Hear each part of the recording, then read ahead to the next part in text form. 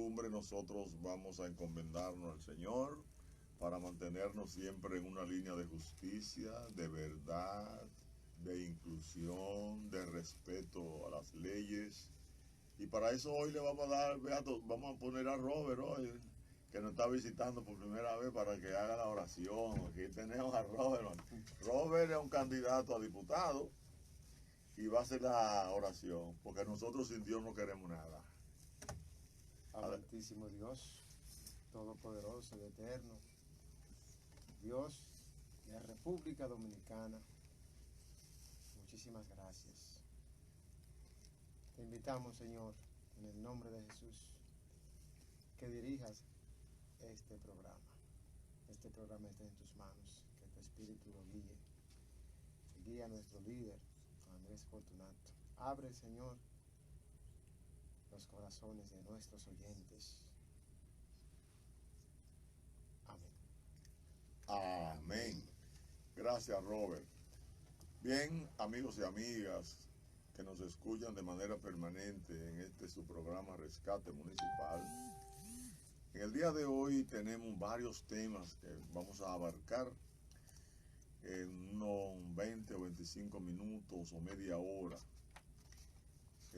Vamos a hablarle a ustedes de la Fundación de Villamella.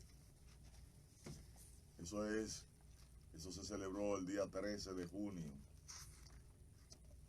Vamos a hablarle también hoy, vamos a comentar lo del 14 de junio y vamos a comentar también lo del 15 de junio. 3 fechas. El 15 de junio del año de 1965, la República Dominicana y fundamentalmente el ejército constitucionalista se vistió de gloria cuando tropas del ejército más poderoso del mundo no pudieron derrocar el gobierno del coronel Francisco Alberto Camaño de Ño, gobierno constitucional en armas.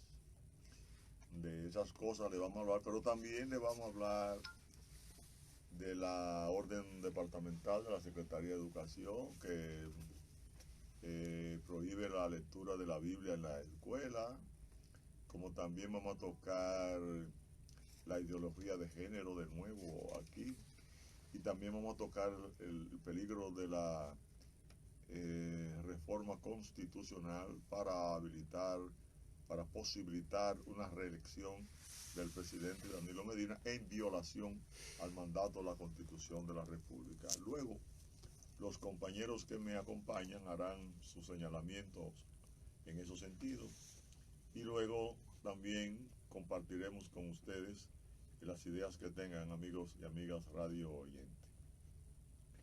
Bien, el 13 de junio del año de 1888, por decreto del presidente Ulises Heró Lili, fue reconocida la comuna de Villamella. Eso fue ese 13 de junio de 1888. En el periodo en que Lili estaba haciendo los aprestos para modificar la Constitución y también para él enfrentar al líder del Partido Azul, que era Gregorio Luperón. Resulta que Lili, en el 1879, cuando el gobierno de un año de Gregorio Luperón se fue a Puerto Plata a atender sus negocios y dejó a Lili como encargado del Poder Ejecutivo en su condición de ministro de Guerra y Marina. En 1979-80 fue el periodo en que comenzaron a llegar a Santo Domingo una serie de ingenios que venían huyendo de Cuba después de esa guerra de 10 años que se terminó con la paz del Sanjón. La guerra comenzó en el 1868 y terminó en el 1878. Como se quemaron todos los ingenios, la gran mayoría de los ingenios de Cuba se quemaron. Entonces muchos de esos inversionistas cogieron para la República Dominicana, que había abierto sus puertas a la inversión extranjera. Entonces ahí llegaron un sinnúmero de inversionistas de la caña, como los Vicini, entre otros. Y Lili hizo relación con todo eso. Entonces, o Luperón le entrega el poder. el 1 de septiembre de 1880 al padre Fernando Arturo de Meriño. Este duró 2 años porque Luperón había reformado la Constitución para que el gobierno fuera de 2 años. Como había habido tantas apetencias por el poder en el periodo de 1865-1879, que hubieron 20 y pico de gobierno en 14 años y más de 50 levantamientos, lo que hizo Luperón fue que para disminuir esas ansias de poder, él modificó la Constitución. Entonces, el 1 de septiembre del 1882, Lili recibió el gobierno, fue electo, recibió el gobierno de parte de Meriño y duró sus 2 años, pero hizo grandes relaciones con los inversionistas, los sectores de negocio del país de esos tiempos. Inclusive él se vinculó a algunos de ellos. Él entregó entonces a Francisco Gregorio Villini el poder en el 1884, el 1 de septiembre también, y él comenzó a intervenir, a presionar en la campaña para él ser presidente de nuevo. Hizo un fraude en el 1886. Antes de eso se vio obligado a renunciar Gregorio Villini. El vicepresidente Wenceslao Figuereo se quedó, pero entonces ocurrió que el fraude de Lili provocó el levantamiento de los Moya. Hubo esa guerra civil prácticamente ganada por Lili, y Lili se quedó en el poder a partir del 6 de enero de 1887. Al ganar de esa manera fraudulenta y después de una revolución, lo que hizo fue que en el 88 dijo que podían aspirar y dijo que no iba inclusive para el 88. Gregorio Luperón se hizo los aprestos necesarios para él ser presidente de nuevo. Pero Lili lo que estaba era creando las condiciones para él conseguir un préstamo que le había solicitado a la Westendorp de Holanda de 770.000 libras esterlinas, con lo cual estaba obligado a pagar la deuda que había dejado Baez con el empréstito de la Harmo, que fue un fraude en el 1869. Los intereses tenía que pagarlo, pero además fue otro fraude porque la persona que hizo las gestiones para el préstamo cobró unos 25.000 libras esterlinas y además los bonos perdían un 25%, o sea que llegó a recibir el país 525.000 libras esterlinas. Eso fue prácticamente otro fraude. Inclusive las condiciones de que se firmó el contrato decían que en el caso de que hubiese un problema contractual entre la República Dominicana y Holanda, el referee, quien iba a decidir, era el país de Holanda. O sea que fue un préstamo leonino que se hizo y ahí comenzó la barbarie. Cuando él recibe ese préstamo, entonces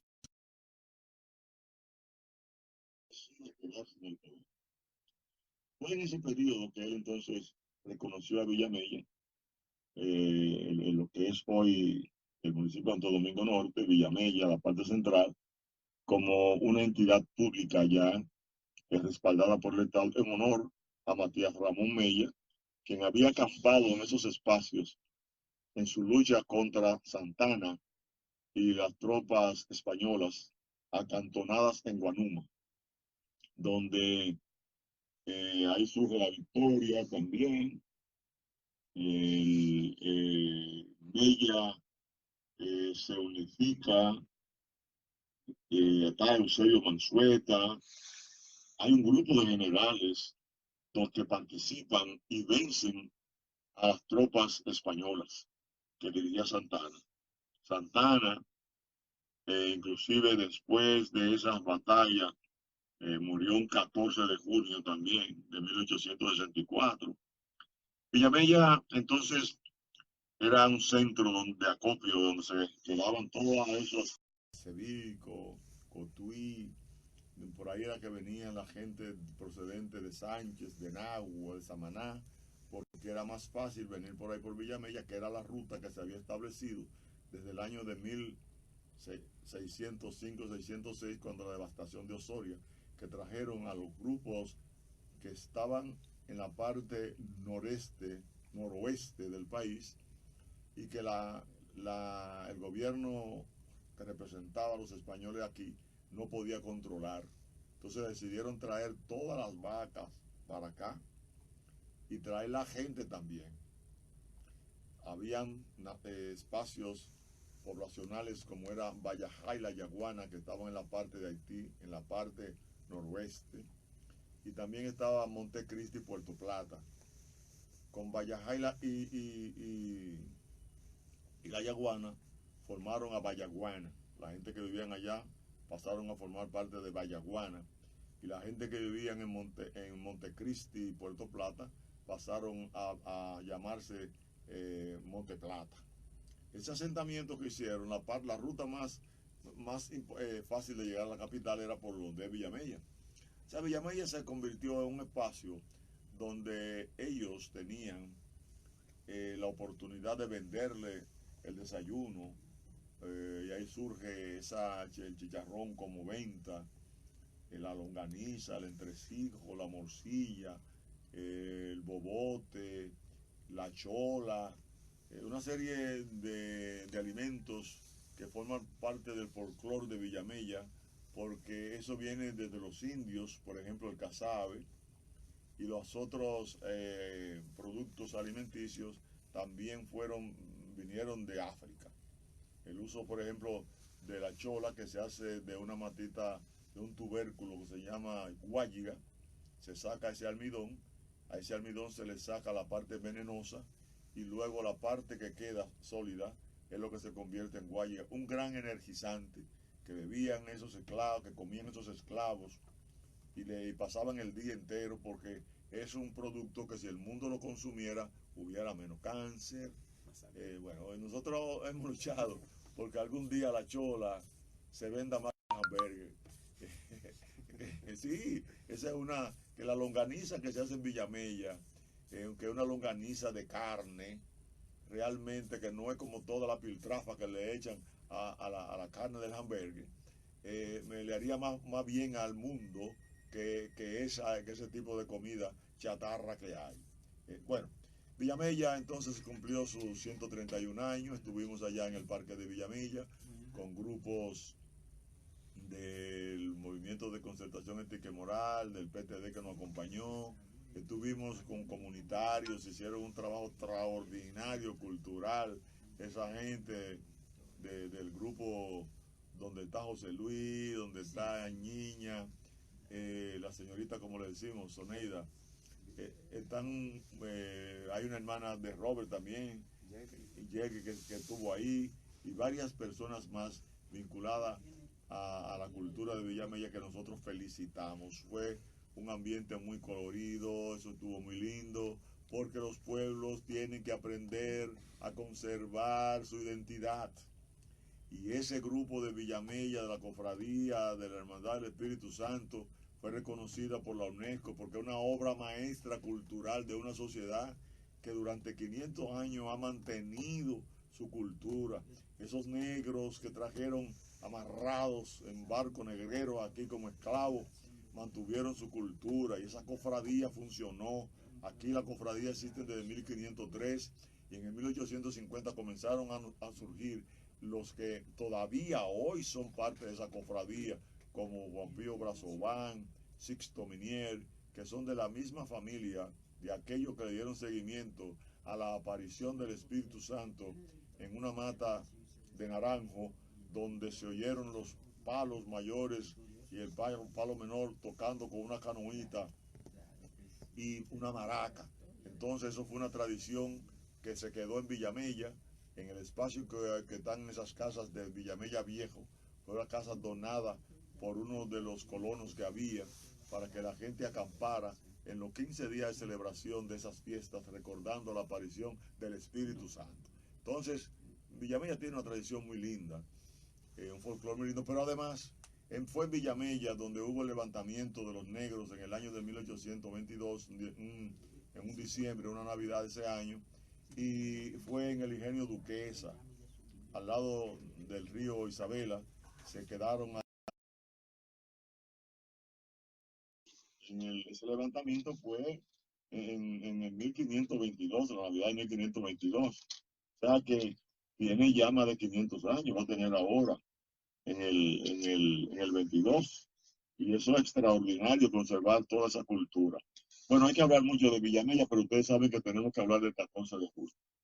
El 14 de junio, al otro día de la celebración de Villamella, se celebra entonces el surgimiento de la formación del 14 de junio, porque un 14 de junio de 1959 llegó aquí una expedición bajo la dirección de Jiménez Moya, y entonces esa expedición fue barrida por el ejército de la tiranía trujillista, pero quedó encendida la llama ardiente de la libertad, como dice su que habían grupos que se oponían a esa tiranía de Trujillo, que había comenzado a partir del golpe de Estado que le dieron a Horacio Vázquez el 23 de febrero del año de 1930. Tenía en ese momento Trujillo 29 años en el poder, donde había matado más de 50.000 personas por razones políticas, donde nadie podía trabajar en el Estado si no tenía la palmita, que era el carnet del Partido Dominicano, que no tenía tampoco el carnet de haber hecho su servicio militar obligatorio y que no tenía su cédula. Eran los 3 golpes que le pedía la guardia cuando agarraba una gente. Y el que no tenía los 3 golpes, es decir, la palmita, el que no tenía el carnet de haber hecho el servicio militar obligatorio y la cédula, amanecía preso. Fue una época de triste recordación para la gente que ama la libertad, pero esa invasión del 14 de junio dio al país esa oportunidad de abrirse a la lucha por la libertad. E inclusive ahí surgen esa lucha de las hermanas Mirabal en el marco de la formación del 14 de junio, que fueron asesinadas el 25 de noviembre de 1960 en la tiranía de Trujillo, que puso el principio del fin de la tiranía. Se recordó ayer con varios actos. Todavía esa gente que quedan vivos están haciendo vida militante para recordar aquellos episodios. Pero también en el día de hoy, en el 1965, un 15 de junio, se produjo una de las batallas más desiguales en términos de armamentos que registra la historia, porque fue que las tropas norteamericanas que invadieron al país el 28 de abril, después que las tropas reaccionarias contrarias a la revolución de abril fueron vencidas en el puente Duarte, los americanos vinieron aquí a reforzar a su grupo de peones que ellos entendían que tenían. Al extremo de que pidieron la intervención norteamericana y alojaron sus tropas en los cuarteles y los campamentos militares de aquí, lo que es un irrespeto a la soberanía nacional. Pues ahí la revolución de abril se convirtió en guerra patria. La revolución de abril inicia el 24 de abril, a los 4 días, en la invasión norteamericana, y a partir de ahí, en vez de una guerra civil, se convierte en una guerra patria porque está defendiendo nuestra soberanía. Pues ese grupo de soldados norteamericanos que llegó aquí bajo la dirección del general Bruce Palmer, general de 3 estrellas, el más experimentado del gobierno del Pentágono, que dirige ese sector de las Fuerzas Armadas, decidió quitarse la careta, porque ellos dijeron que vinieron aquí para defender los ciudadanos norteamericanos que estaban aquí, evacuarlos, etcétera. Y la gente creyó que vinieron a pacificar. Pero cuando ellos se deciden a demostrar que no vinieron a eso, sino a reprimir la lucha por la libertad y la democracia del pueblo dominicano, es cuando el 15 de junio a esta hora estaba ardiendo Ciudad Nueva, donde ellos comenzaron a atacar temprano, a eso de las 7, 8 de la mañana, y todavía a esta hora se estaba atacando Ciudad Nueva, y al otro día, al mediodía, después de ellos haber dicho que tomaban a Ciudad Nueva en 4 horas, en 20 horas no lo pudieron tomar.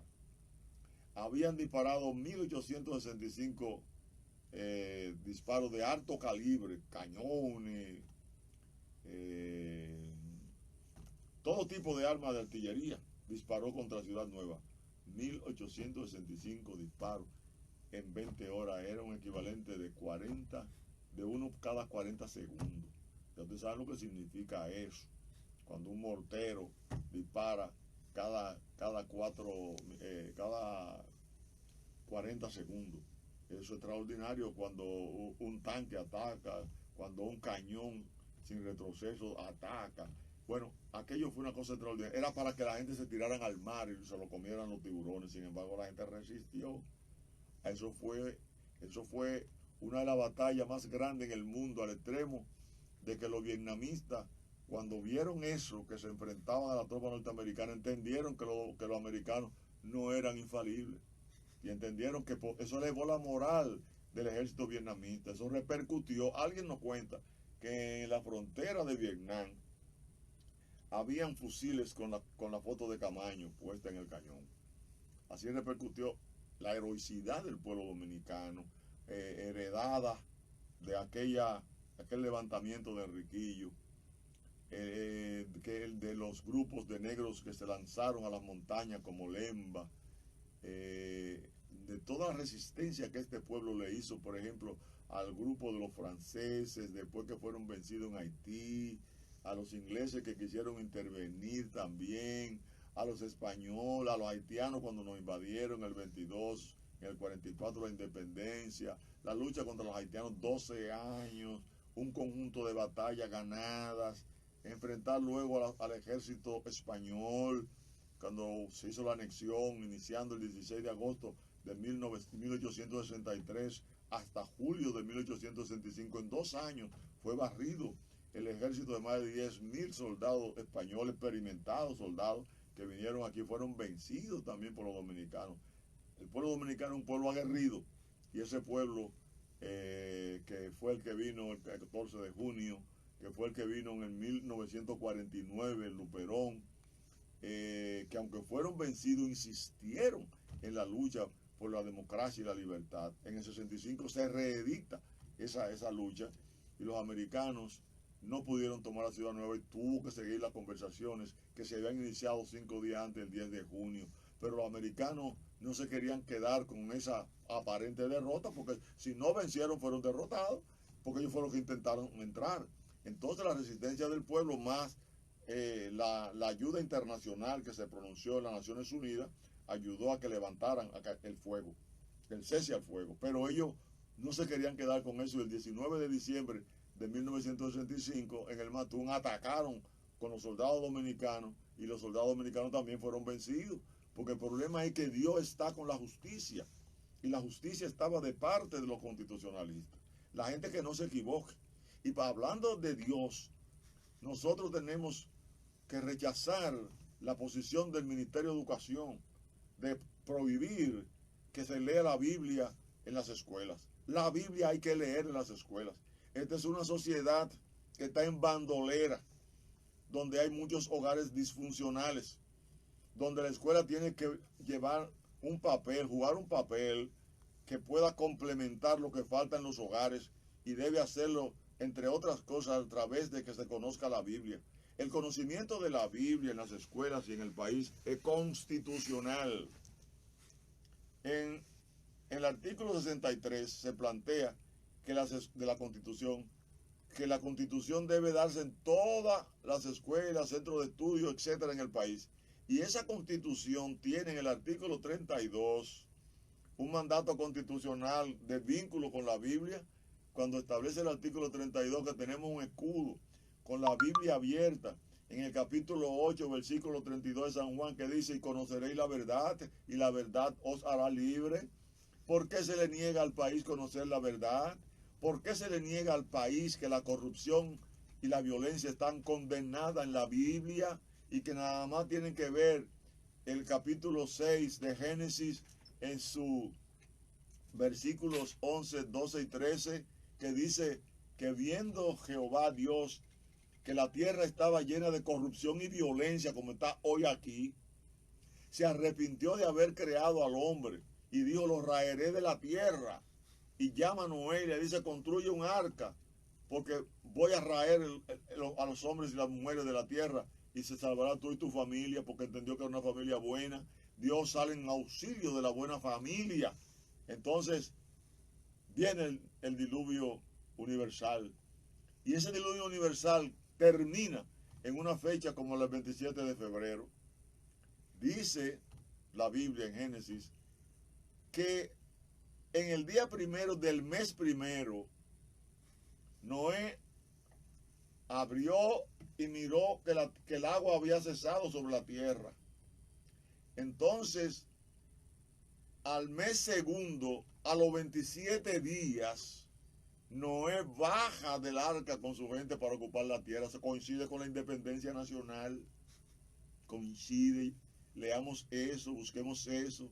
Nosotros estamos vinculados al Espíritu de Dios y tenemos que llevarse a los jóvenes para apaciguar una sociedad llena de violencia, señores. Lo que está ocurriendo aquí es peligroso. Entonces la Secretaría de Educación comete el error de hablar y óigame la excusa, que es que hay estudiantes haitianos y profesan otra religión. Señores, es una barbaridad más grande que hemos escuchado. El ministro de Educación, yo sé que cuando se muera va directamente al infierno, ahí que tiene que ir, porque él está impidiendo que los jóvenes conozcan a Dios. Pero además, el lema nacional es Dios, patria y libertad. Hay que conocer a Dios para servir a la patria y para tener libertad. Esas son realidades que estamos viviendo nosotros. Entonces, el ministerio no tiene razón y esa medida tiene que darle para atrás. Hay que darle para atrás. Como también hay que darle para atrás la medida de la ideología de género. Eso no puede ser. Nadie tiene que ponerse a educar un niño y a tener incidencia en él, que no sea la familia. El mismo artículo 63 de la Constitución lo establece, que la familia es que dirige el proceso de educación de sus hijos. ¿Y cómo van a querer tener un tercer género para disminuir entonces las familias y la gente en el mundo? Aquí lo que hay que aprender es hacer una correcta redistribución de los bienes de cada país, trabajando sin descanso para hacer lo que hay que hacer, que es que se cumpla con la ley. Y en ese cumplimiento de la ley tampoco se debe reformar la Constitución de la República para nada hasta que no pasen las elecciones.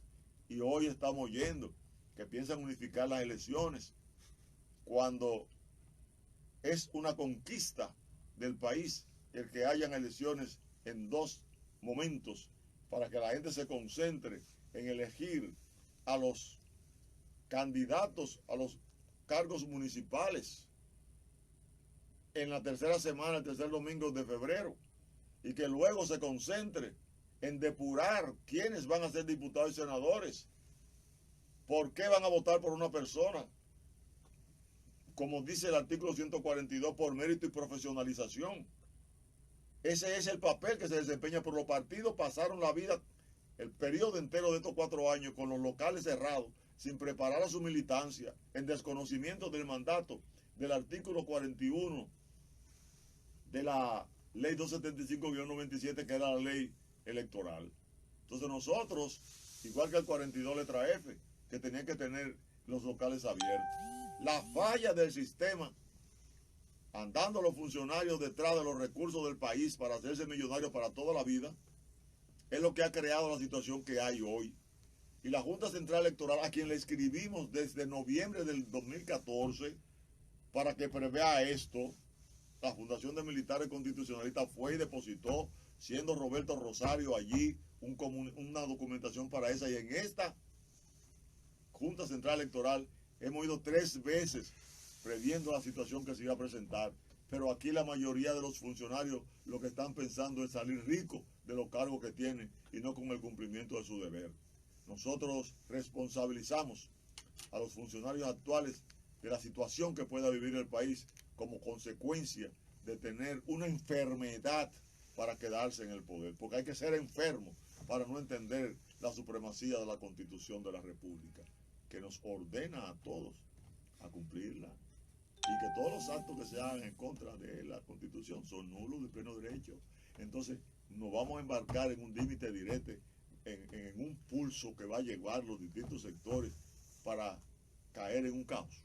Eso se tiene que evitar. Llamamos a la sensatez y ayer hablábamos frente a la estatua de Camaño, donde teníamos la esperanza de que la sensatez cubriera la mente del ciudadano presidente.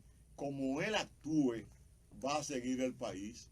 Si actúa mal, contrario a la Constitución, sobre sus hombros van a caer las realidades que van a venir, sobre los hombros del presidente. Y el presidente lo puede evitar, porque él es el capitán del barco del país y él es el modelo. Y si no actúa conforme a la normativa constitucionales, el caos que pueda venir o la represión que pueda venir van a caer sobre sus hombros. Hay tiempo. Él ha hecho un buen gobierno. Lo que tiene que hacer ahora defender la Constitución. Y como decimos nosotros, repetimos que lo que hay que hacer en este país es que se cumpla con la ley.